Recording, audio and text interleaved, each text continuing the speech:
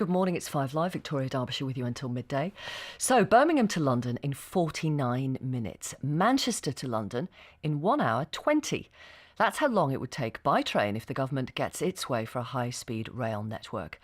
It would be fast, with 250-mile-per-hour trains carrying more than 1,000 passengers between London, Birmingham, Manchester and Leeds. It will be expensive too, 4 times more than the Olympics at £32 billion. It's also extremely controversial, with huge opposition in some parts of the country. But it's a step closer to reality after a group of MPs from all parties who make up the Transport Select Committee backed the plans, albeit with some caveats. We have a number of 5 Live reporters on the proposed route this morning, starting with Leslie Ashwell, who's in Old Oak Common in northwest London, which will be one of the key bits. Why is it key, Leslie? Well, of course, Euston is going to be the main terminus for the high-speed rail 2 link. That's because it tidally will link in to the high-speed rail link number 1, which is, of course, the one that comes across the channel all the way up to St Pancras. However, it's really congested around Euston. So what they're planning to do is build a 4.5-mile tunnel from Euston under the streets of London, and it will emerge here at Old Oak Common. Now, you may be able to hear there is a little station here already, but it is just that, quite a small station. It will become a really big hub. It will link the high-speed rail link with another fast service out to Heathrow Airport. And remember that one of the big selling points of the high-speed rail network has always been that it could take people very quickly to Heathrow and therefore cut down on the number of short-haul flights. So that will join on from here, and so will all of the other commuter parts of London, so people can get off here and immediately get off onto the tubes, trains and wherever, and go wherever else they need to go. Now, of course, some people here say, oh, for goodness sake, wouldn't it be better just upgrading all the commuter rail networks around here? But from here, it will then go over land for a little bit with big noise barriers out to just before the M25. Then it will go under the ground for 6 miles, and they're talking about building tunnels with grass and so on over the top of them, so they don't damage the biodiversity of the area so much. But becomes really controversial, Victoria, because it emerges just after Amersham. Now, this is the heart of, this is Tory heartland. It really is, the home counties.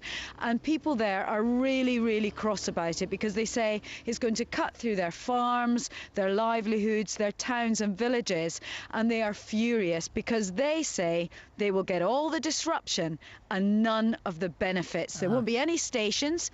It'll just go straight through there. It'll be noisy, and they just don't want it. OK, thank you very much, Leslie. Well, it's claimed the line will cut journey times between London and Birmingham by 30 minutes. The proposed route, which will be due for completion by around 2026, runs through rural parts of Buckinghamshire, as Leslie mentioned, Amersham. Then we've got Oxfordshire, Northamptonshire, Warwickshire and Staffordshire. 5 Live's Phil Mackey is near Kenilworth in Warwickshire, close to where the line would run. How much support across the Midlands is there for this, Phil? Well, it's completely divided, Victoria. The people along the route itself question all of the arguments in favour of it. They would say that they get all the pain and none of the gain. I'll just tell you exactly where I am, which is on a farm in between Kenilworth and Coventry, the very narrow strip of greenbelt land between the town and the city. And really, this is where the high-speed rail link would have to come through, more or less, and it will. Just beyond the barns, which I can see to my left, there's a tree and an existing railway line. The high-speed rail line would cut through there, and Paul the farmer says he's more or less resigned to that happening in some way or means that he's set against it. So lots of people arguing one way or the other.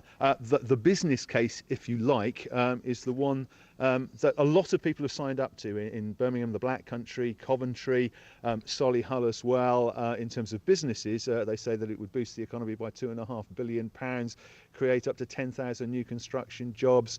The travel time, as you say, would be significantly reduced, but it would be a non-stop journey really from Birmingham to Euston. So as I say, the people along the route themselves wouldn't get much benefit from it. And even as I read out those figures, the man you're about to speak to, Joe Rukin, was shaking his head because anytime you mention any kind of figure when you talk about HS2, and I'm no doubt we'll get loads of emails and tweets later on about simply fact reading those out, people say, well, that's just not right, and they'll come up with an alternate figure.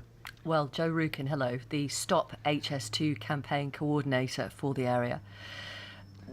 Are you against all of it? On economic grounds, on environmental grounds, what? Oh, absolutely. Our core tag message is no business case, no environmental case, no money to pay for it.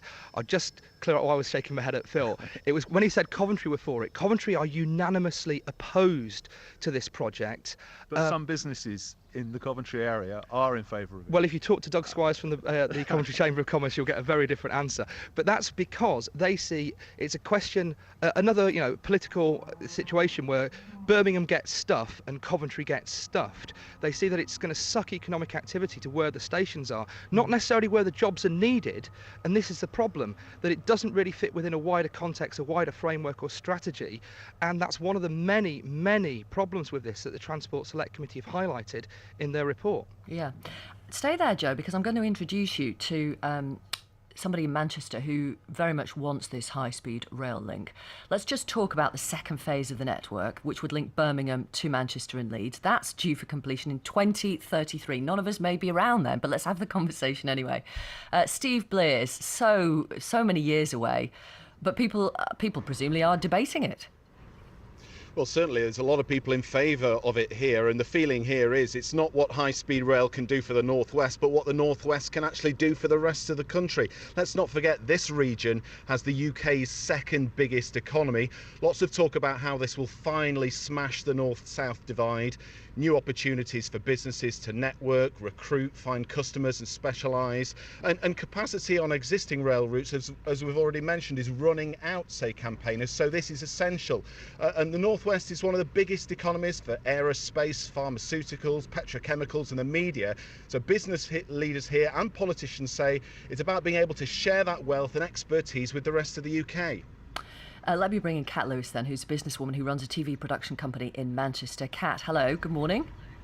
Hi, Victoria. And I'd like to introduce you to Joe Rukin, who is in Warwickshire, and as you probably heard, not very much into this idea. Kat, tell Joe why you believe it's a good idea. Well, at the moment, businesses in the Midlands and in the North we're about 16.5% behind London businesses in terms of capacity. And we need to, have this infrastructure in order to really develop to full capacity and create more jobs. So yes, there will be some people that are inconvenienced, and I really do genuinely feel for them. But we've got to look at the infrastructure in the country as a whole. I mean, in the Industrial Revolution, going back all that time, communication links were absolutely vital to making it a success. Joe, go ahead, talk to Kat. Well, you said that we should look at infrastructure as a whole, and that's the one thing that HS2 does not do. It is a standalone project, and to actually get the benefits, the Transport Select Committee, again, very clear on this. They've been to France, they've seen that the economic regeneration benefits are questionable, that you don't know what you're going to get. And if you want economic regeneration, you have to put in a lot more additional money into the existing transport infrastructure, into other things, and there is no plan for that. There is no money for that. And that's the problem with this, that the benefits that are touted are not in the plan. They are not. There's no way. There's no mechanism for getting there. Of course, it's true. Absolutely isn't true. Joe, just listen to me for a minute, because you've just spoken. Yeah. The truth is they've been tinkering with the West Coast Main Line, as we all know, for 20 years. It's going to run out of capacity.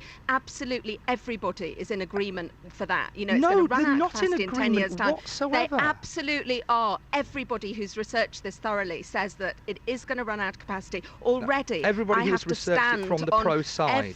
Every week I'm in London, and every week I have to stand on that train, which means if there's an accident, I'll probably end up being injured or killed. And other passengers are in the same situation. They haven't got enough seats, and people. Yeah, they haven't got enough seats, and that's why they need longer trains. That's why you need longer trains. The answer. You can increase the capacity. Of course, it's the answer. High-speed rail means you can have 14 trains per hour. It's very different. No, you can't. The The Transport Select Committee now. say you can't have 14 trains per hour. They were very specific on this. The DFT and HS2 Limited have been saying 18. The Transport Select Committee have said that relies on technology that has not yet been invented, the best you can get is 13. The service pattern that is being sold to the north is a fraud.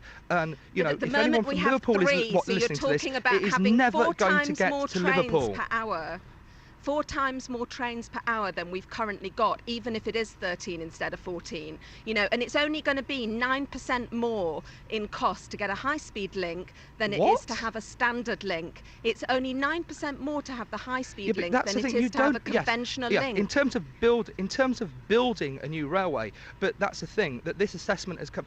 Basically, it started from a position of high-speed rail is the answer. Therefore, what's the question? There isn't a need to build a new railway. There But are businesses places, like there are pinch mine points are in place. dependent upon London. It's absolutely vital, and I create jobs here in the You northwest. just need longer trains. I've been employing You just need 15 longer people a year trains. for the past 3 years, you know, and that's important to the economy. And London's already massively overheated. They've approved the Crossrail, which will cost millions. You know, we need a link here in the north. And that's why HS2's been put back.